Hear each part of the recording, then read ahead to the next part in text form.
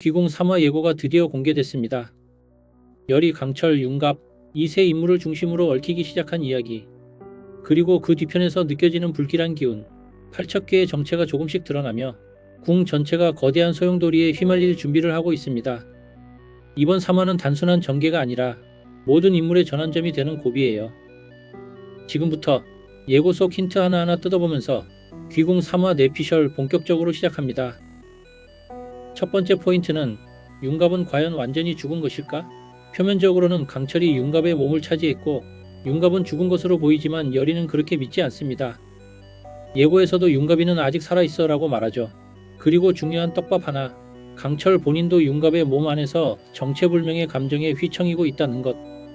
슬픔, 연민, 죄책감까지 과연 이 감정이 이무기 강철 본인의 것일까요? 이건 단순한 빙의가 아닙니다. 융갑의 의식이 완전히 사라지지 않았다는 강력한 신호예요. 거기다 2화에서 거울을 바라보던 강철의 이상한 반응. 그건 융갑의 영혼 잔재가 거울을 매개로 자아를 되찾으려는 복선일지도 모릅니다. 그리고 아주 짧게 지나간 장면이지만 강철의 눈동자가 순간적으로 두 겹 우러 보인 장면 혹시 기억나시나요? 이중인격 혹은 공존의 힌트였을 가능성도 있어요. 즉 융갑은 육체만 빼앗긴 것이고 정신적으로는 여전히 내부에서 강철과 싸우고 있는 중일 수도 있습니다.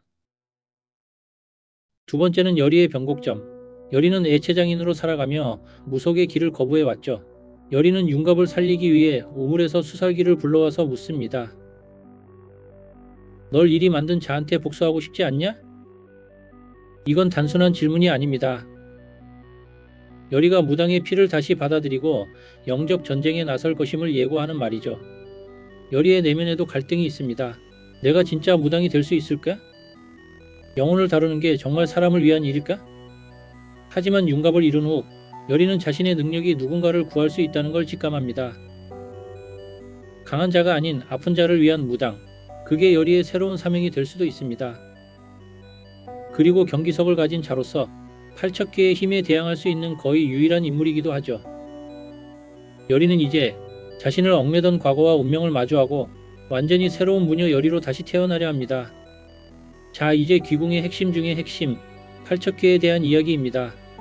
팔척기는 그저 악귀가 아니에요. 예고에선 그 아이는 이미 먹혔다는 대사가 나옵니다.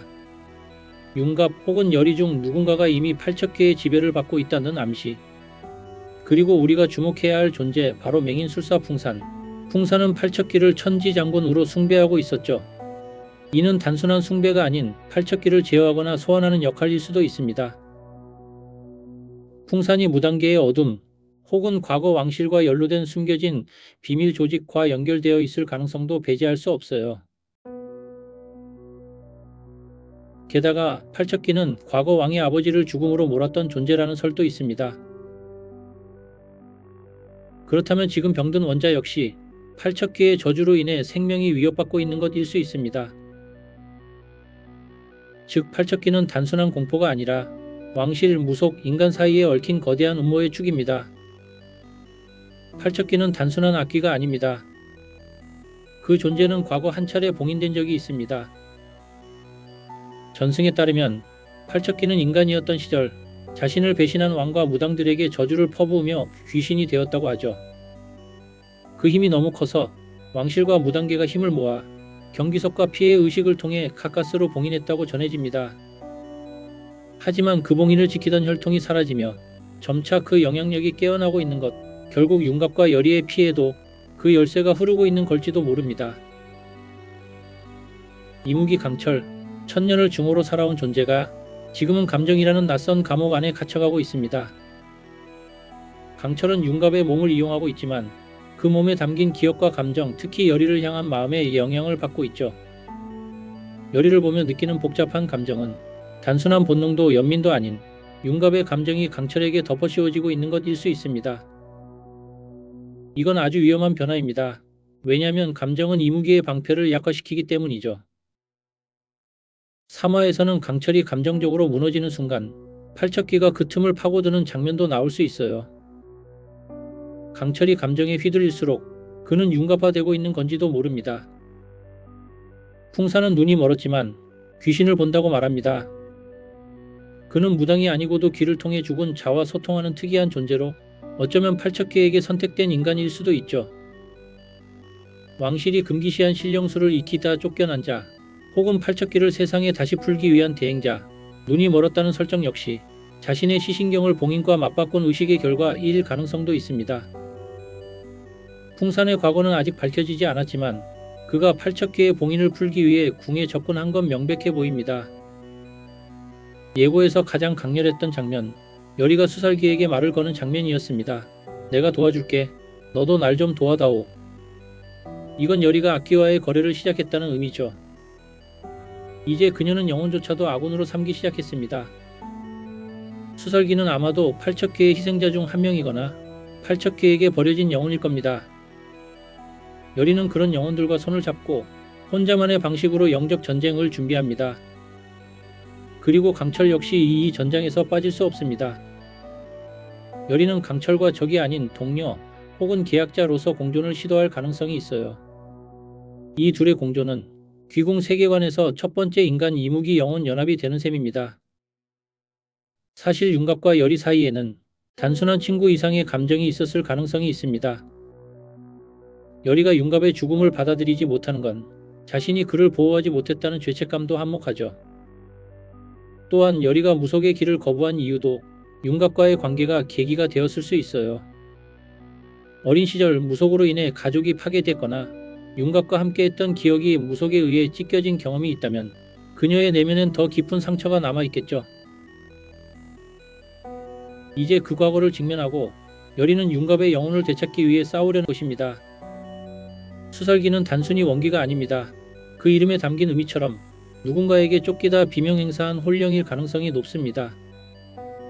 궁에서 버려진 궁녀, 혹은 팔척귀의 실험을 받다 죽은 무녀, 또는 여리와 비슷한 능력을 가졌지만 팔척귀에게 삼켜져 버린 존재일 수도 있습니다.